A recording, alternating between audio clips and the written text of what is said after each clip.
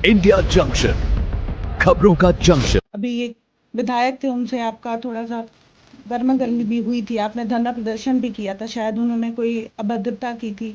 अब जब वो बाउंड्री बन गई तो पानी जो नाला था वहीं बाधित हो गया। पानी जो नाले का आ रहा था एसटीपी में जा रहा था वो रुक गया। अब वो पानी पूरी कॉलोनी में भर। लेखपाल और 3-4 लोग और जेसीबी लेके आए, अपना तहसीलदार थे और सब लोग आए जेसीबी लेके। जब इन्होंने जो है जेसीबी चलानी शुरू की, लेकिन आप सोचिए कि जो 23 किलोमीटर का पूरा मेरा क्षेत्र है, जिसमें मेरे 30 गांव हैं, 30 गांव के जितने भी खेत खलिहान सब थे, आज कॉलोनी में तब्दील हो चुके हैं। मेरा बजट देखिए मैडम, अभी जो है मेरा 1.5 करोड़ था, जिस नमस्कार, मैं निशिता और आप देख रहे हैं इंडिया जंक्शन। आज हम फिर मौजूद हैं एक खास मेहमान के साथ। पार्षद है वो ममता रावत। मैम, बहुत बहुत स्वागत है आपका हमारे चैनल में। आपका वार्ड पहली बार आया नगर निगम में और अब पहली बार पार्षद बनी है वहाँ की, तो आप हमें बताएं कि आपको क्या परेशानियां वहाँ की फेस करनी पड़ी है। सबसे पहले बहुत बहुत धन्यवाद मैम आपका, और India junction UP news channel का मैं बहुत बहुत धन्यवाद करती हूँ कि मुझे यहाँ आने का मौका मिला। और मेरा पहली बार मेरा वार्ड जो है नगर निगम में आया, क्योंकि अभी तक इसके पहले ग्रामीण एरिया में आता था, तो अब ये नगर निगम में आ गया है पहली बार। तो यहाँ से मैं पहली बार पार्षद हूँ। तो पार्षद बनने के बाद बहुत सारे चैलेंज मेरे सामने खड़े थे, क्योंकि अभी तक ये ग्रामीण एरिया था, कुछ भी ना रोडें थी, ना नाली थी, ना लाइट्स थी, और बहुत सारी जगह थी जहाँ लोग कब्जा करके बैठे हुए थे। तो हमारे सामने ऐसे बहुत बड़े बड़े चैलेंज आए और काम करना काफ़ी कठिन लग रहा है, अभी भी लग रहा है। तो इसका जो है, जो जब मैंने पहले पूरे वार्ड का भ्रमण किया, वहाँ पे मैंने देखा वास्तव में लोग किस तरीके से रह रहे हैं। ना लाइट है, ना रोड है, ना नाली है, पानी, क्योंकि पहले जो है तालाब हुआ करते थे तो सारा पानी सारा उसी में जाता था, जल निकासी का मतलब साधन हुआ करता था। लेकिन जब से कॉलोनी डेवलप हुई है तो जल निकासी का कहीं कोई साधन है ही नहीं। धीरे एक बिल्डर ने कॉलोनी डेवलप की कॉलोनी, उसने नाली और रोड जो भी बनाया तो वो वहीं तक हो गया, फिर पानी कहाँ जाए, क्योंकि एक ढाल नहीं मिलती है उन लोगों को। इसी मुद्दे से रिलेटेड आपका एक मतलब अभी एक विधायक थे, उनसे आपका थोड़ा सा गर्मा गर्मी भी हुई थी, आपने धरना प्रदर्शन भी किया था, शायद उन्होंने कोई अभद्रता की थी। जी, ये हमारे यहाँ एक छोटा भरवारा में गंगोत्री विहार फेज 2 कॉलोनी पड़ती है। तो यहाँ कॉलोनी में पहले गांव हुआ करता था, तो वहाँ से प्रधान जी ने जो है नाला खुदवाया था कच्चा, और वो नाला आके जो है एसटीपी पे मिल चला जाता था और वहाँ गोमती नदी में चला जाता था। जब धीरे धीरे कॉलोनी डेवलप हुई, फिर वो पानी, कॉलोनी का पानी भी उसी नाले के माध्यम से जाता था। फिर जब बेदीराम विधायक जी हैं, जो जखनिया से, जखनिया विधानसभा है गाजीपुर, वहाँ से विधायक हैं, उन्होंने लॉन के लिए जब जगह वहाँ पे ली, तो उन्होंने वो नाले पे, नाले से बढ़ के बाउंड्री उन्होंने खड़ी कर दी। अब जब वो बाउंड्री बन गई तो पानी जो नाला था वहीं बाधित हो गया। पानी जो नाले का आ रहा था एसटीपी में जा रहा था वो रुक गया। अब वो पानी पूरी कॉलोनी में भरता है। अब जब वो पानी, और आज की स्थिति ये है कि हर दरवाजे पे पानी लगा हुआ है। लोग अपने घरों से मलबा डलवाते हैं, कैसे क्या करते हैं, लोग निकल नहीं पा रहे तो हैं। नगर ये निगम ने इस पे गर्मी कोई की कार्रवाई स्थिति नहीं है। की अभी तक? नगर निगम में मैंने इसकी बहुत शिकायत की, पिछले सदन में भी इसको मैंने रखा था।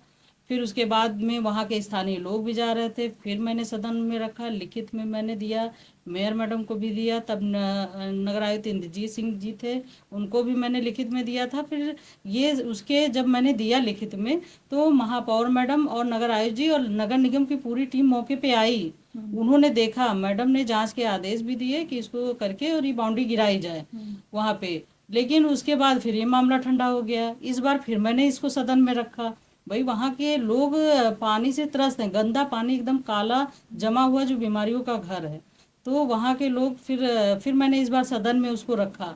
सदन में रखने के बाद फिर वहाँ से नगर निगम से टीम आई, लेखपाल लेखपाल और 3-4 लोग और जेसीबी लेके आए, अपना तहसीलदार थे और सब लोग आए जेसीबी लेके। जब इन्होंने जो है जेसीबी चलानी शुरू की, फिर वहाँ से विधायक जी का फ़ोन आ गया।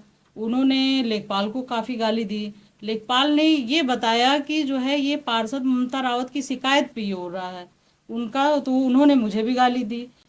वो खुद एक सम्मानित पद पे हैं विधायक जी, उनको गाली देने का राइट नहीं है। इसी आप गाली को लेके आपने प्रदर्शन किया जी, था। मैंने जो है जब उन्होंने गाली दी तो मैंने इसका काफी विरोध किया। हमारे भाई गाली देने का अधिकार उनको नहीं है। आप हैं, आप भी विधायक हैं, तो समस्याओं को समझना पड़ेगा आपको। तो मैंने जो है इसके खिलाफ धरना, क्योंकि हम लोग ने शिकायत जो है थानाध्यक्ष को अपने दी थी, लेकिन वो कंप्लेंट हमारी लिख नहीं रहे थे। वो जब लिख नहीं रहे थे तो फिर मुझे वहाँ पे जो है धरना देना पड़ा। तब जाके आए वो एसओचओ सर थे वो, और कई लोग आए, तो फिर वहाँ पे मेरा तभी भी कंप्लेन नहीं नोट हुई। मुझे धरना देने के बाद भी कंप्लेन नहीं नोट हुई।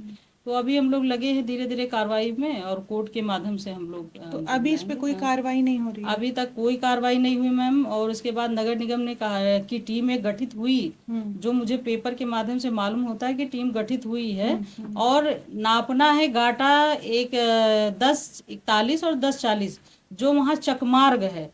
जो नाला आ रहा है वो मौके पे पेपर पे नाला नहीं है, जिसका फायदा बेदीराम विधायक जी उठा रहे हैं। वो कह रहे हैं यहाँ पे नाला है ही नहीं, तो लेकिन नाला नहीं है, पर उन्होंने चकमार्ग को कब्जा कर रखा है। चकमार्ग तो है सरकारी, हमारा नाला उसी चकमार्ग के माध्यम से जाता था। आप चकमार्ग खाली कर दीजिए, नाला हमारा उसी से निकल जाएगा। तो पहले वहाँ पे रोड कैसी थी? हाँ, एक बार हम गए थे खुद जेसीबी लेके, और मतलब 8-10 लोग थे हमारे साथ में, वहाँ के स्थानीय लोग भी थे। फिर मैंने जेसीबी, मतलब ये था कि बाउंड्री छोड़ करके हम पाइप अंडरग्राउंड, वो लोग पाइप देने को भी तैयार थे, अंडरग्राउंड पाइप डाल के पानी निकल जाएगा, जिससे उनकी बाउंड्री भी बाधित नहीं होगी, हमारा पानी भी निकल जाएगा। फिर उनका लड़का आया, काफ़ी गाली गलौज दिया, फिर जेसीबी वाले की चाबी रख ली, फिर हम लोग चौकी गए, चाबी लाई, बहुत बवाल हुआ था। तो ये है भाई, उनको भी सोचना चाहिए, समस्याएं लोग जूझ रहे हैं वहाँ की समस्याओं से। आपको क्या लग रहा है कि आप विपक्षी पार्टी से पार्षद हैं, तो इस वजह से ऐसा जी आपकी बिल्कुल कार्रवाई नहीं हो बिल्कुल, रही है? अगर मैं विपक्ष से हूँ इसलिए, और वो सत्ता पक्ष के जो गठबंधन में हैं विधायक जी, तो कहीं ना कहीं इसका असर है, क्योंकि ना मेरी कंप्लेन लिखी गई। अब वो मौजूदा विधायक हैं तो मेरी कंप्लेन भी नहीं लिखी गई, और प्लस वहाँ पे जो जांच हो रही है अभी मौके पे, जो टीम गठित हुई है, तो नाप ना है उनका गाटा चाहिए, चकमार्ग चाहिए, वो 1041 और 1040 जो गाटा संख्या है, नाप रहे हैं आप 840। मतलब आप नापिए, दूसरे भी कांटे खाली कराइए, लेकिन पहला जो विवाद है आप वहां पे आइए। तो अभी वो सिर्फ हमें लगता है फॉर्मेलिटी की जा रही, बाकी और तो कुछ नहीं, अभी विधायक कुछ जी अभी नहीं। तक वहां पे आपको नहीं दिखे? नहीं, विधायक जी नहीं आए हैं। विधायक जी नगर निगम एक दिन गए थे, तो उन्होंने आरोप हमारे ऊपर लगाया कि पार्षद पति ने वहां 32 एकड़ जमीन मंडराल जी के साथ मिलकर कब्जा की है, जबकि हम लोगों का वहां पे कुछ है ही नहीं। हम तो उनको कहते हैं आप आइए नगर निगम आइए, जहां हमारा है चलिए गिराइए चल के, हमारा तो वहां कुछ है ही नहीं। हम तो वहां के लोगों की समस्याओं को लेकर लड़ रहे हैं। वहाँ पे लोग मतलब त्रसित हैं उस समस्याओं से, उनके बच्चे बीमारियों से जूझ रहे हैं। अभी किसी का बच्चा बीमारी कारण, अगर किसी के बच्चे की डेथ हो गई या बीमार पड़ गया, क्या कर लोगे? नगर निगम क्या उसका बच्चा ला के दे देगा? तो ये बहुत सारी समस्याएं हैं जिसके लिए मैं बराबर लड़ रही हूँ। ऐसे ही हमारे जिसका जो है कहीं ना कहीं ये जो लेखपाल है सुभाष कौशल, इसको जब हम लोग कहते हैं ये गाटा नंबर ये लोग कब्जा कर रहे हैं, बिल्डर आप वहाँ जाओ इसको खाली कराओ, उसकी के देते हैं, वहाँ पे नहीं जाएगा।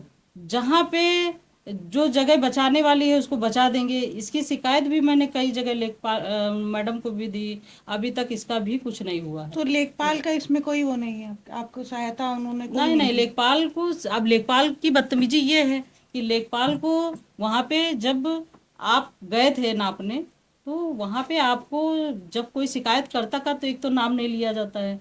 कहीं भी अगर यही शिकायत मेयर मैडम की होती तो क्या मेयर मैडम को का नाम ले लेते आप, या कुछ भी। तो लेखपाल ने ये बदतमीजी की। कई घाटे ऐसे हैं, एक हमारा लोनापुर आबादी का है, वहाँ पे तालाब है 26 बीघे का।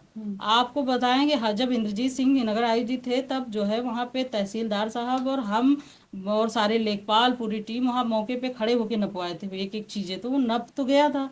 लेकिन वहाँ पे गौशाला खोले हैं, कोई मिश्रा जी हैं, उन्होंने जो है जमीन तालाब की कब्जा कर रखी है। आज तक वो जगह खाली नहीं हुई है। उसके लिए मैंने कई बार शिकायत की। चारागाह में भी रोडें बन जा रही हैं, हम लोगों के चारागाह है हमारा, उसमें आप किसी को भी रोड दे रहे हो, वहाँ रोड बन जा रही है, तो ये तो गलत है। ये लेखपाल की ही मिली भगत है, कैसे हो जाएगा? तो वहाँ पे आप जब से आप पार्षद बनी हैं आपको बहुत सारी कठिनाइयाँ जी पे वो करनी पड़ी है। बहुत सारी कठिनाइयां हैं हमारे क्षेत्र में। सबसे ज्यादा समस्या है जल भराव की। हमारे यहाँ नाले नहीं है, रोड नहीं है, लाइट भी 2 साल से, खैर इस बार लाइट की व्यवस्था हुई, हर गांव में हर पुल पे लाइट लग रही है। बाकी समस्या हमारे यहाँ नालों की बहुत ज़्यादा ज़रूरत है हर जगह। जब नाले बनेंगे तभी जाके ये जो जल भराव होता है इस समस्या से निजात मिल पाएगी। आप जब से पार्षद बनी है, आपने अपने क्षेत्र में क्या क्या विकास किया है? जब से मैं पार्षद हुई हूँ तब से मैं लगातार अपने क्षेत्र के विकास के लिए पूरा प्रयास करती रहती हूँ। नगर निगम, मेयर मैडम और ये PWD जो है, मैं लगातार उन संपर्क में रहती हूँ कि जितना काम मैं अपने क्षेत्र में ले आऊँ उतना ही अधिक। इस बार जो है, जो 15-20 से मुझे करीब 8 करोड़ रुपए जो है, 8 करोड़ का मुझे काम मिला है इस बार 15-20 से। लेकिन आप सोचिए कि जो 23 किलोमीटर का पूरा मेरा क्षेत्र है, जिसमें मेरे 30 गांव हैं, 30 गांव के जितने भी खेत खलिहान सब थे आज कॉलोनी में तब्दील हो चुके हैं। हमें हर गली बनानी है, अब हर गली बनानी है, हर नाली बनानी है, और लोगों की जो हमारी जगह कब्जा हो रहे हैं उनको छुड़वाना है। तो ये चीज़ें जब हैं, तो जब तक हमें शासन से एक्स्ट्रा पैसा नहीं मिलेगा हमारे क्षेत्र का विकास संभव नहीं है। तो बजट आप बजट क्या आपके पास नहीं आया था क्या? मेरा बजट देखिए मैडम, अभी जो है मेरा 1.5 करोड़ था, जिसमें विद GST 1.5 करोड़ में जब GST आप हटा देंगे तो सोचिए कितना ही आप कितना बनवा ले। एक साल में करीब मुझे GST हटा के एक 29-29 कुछ मिल रहा था। तो आप सोचिए कि अगर 10 लाख के एक रोड बनाएंगे तो हम 11-12 रोड एक साल में कितने बनाएंगे। गांव आते हैं आपके जी, क्षेत्र 30 गाँव, 30 से 32 गाँव हैं हाँ मेरे में।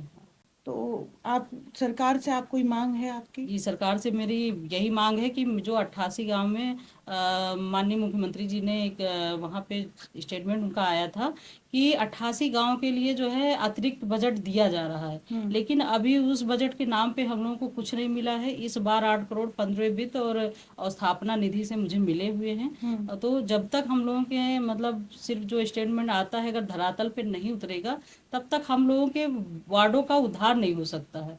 क्योंकि हमारे यहाँ बहुत ज़्यादा करीब 50 करोड़ की नीड है, जो इससे ज़्यादा ही होगा, कम नहीं है। आप सोचिए हमारे यहाँ रोडें हैं 1 करोड़ की एक रोड, 1.5 करोड़ की एक रोड है। तो इस तरीके से सोचिए हमारे वार्ड में बहुत बजट की काफ़ी आवश्यकता है। तो नगर निगम से जो बजट मिल रहा है उतने में पर्याप्त नहीं है।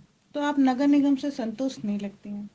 अब संतुष्ट हमारे क्षेत्र का काम है, क्योंकि अभी पहली बार है, सब कच्चा है, तो संतुष्ट तो नहीं हो पाएंगे, क्योंकि जब तक हमें पर्याप्त बजट नहीं मिलेगा तो हम काम कराने की स्थिति में नहीं। अब आप सोचिए कि जब पार्षद व्यक्ति बन जाता है तो लोगों की अपेक्षाएं बढ़ जाती हैं। लोग जो है वहाँ पे जो ग्रामीण है इतनी ज्यादा उम्मीद है। अच्छा, जब आप काम कराने वाले हैं तो लोगों की और अपेक्षाएं होती हैं। अब हम लोग एक रोड बनाते हैं, तो जब एक कॉलोनी में एक रोड बनी तो बाकी 10 लोग तो खड़े हो जाते हैं कि मैडम आपने वहाँ बना दी, मेरे यहाँ भी तो स्थिति खराब है, तो मेरे यहाँ भी रोड बननी चाहिए। तो अपेक्षाएं बहुत ज़्यादा हैं मुझसे, और कैसे फेस करते हैं ये हम लोग जानते हैं। अभी आज इस बार 3रा साल चल रहा है, अभी 2 साल बाद फिर हम लोगों को पब्लिक के बीच जाना है। तो कैसे हम लोग क्या उनको जो है उनको सामने जाके कैसे फेस करेंगे? वो यही कहेंगे कि आप मैडम 5 साल बीत गए, आपने रोड मेरी नहीं बनाई।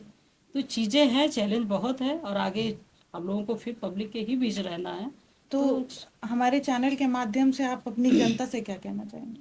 मैं अपनी जनता से यही जो है अनुरोध करना चाह रही हूँ कि आप लोग जितना मेरा प्रयास है मैं पूरा 100% अपना दे रही हूँ आप लोगों के लिए, और आगे भी ऐसे ही देती रहूँगी। आपका विश्वास मेरे ऊपर उतना ही बना रहे, जितना आपने मुझे वोट देकर जिताया है वही विश्वास मेरे ऊपर बनाए रखें। और मेरा पूरा प्रयास है कि मैं अपने क्षेत्र की समस्याओं को बहुत जल्दी ख़त्म कर सकूं। तो ये थी हमारे साथ ममता रावत जी। ऐसे ही हम आपको नए मेहमानों के साथ रूबरू कराते रहेंगे। तब तक देखते रहिए इंडिया जंक्शन। इंडिया जंक्शन, खबरों का जंक्शन।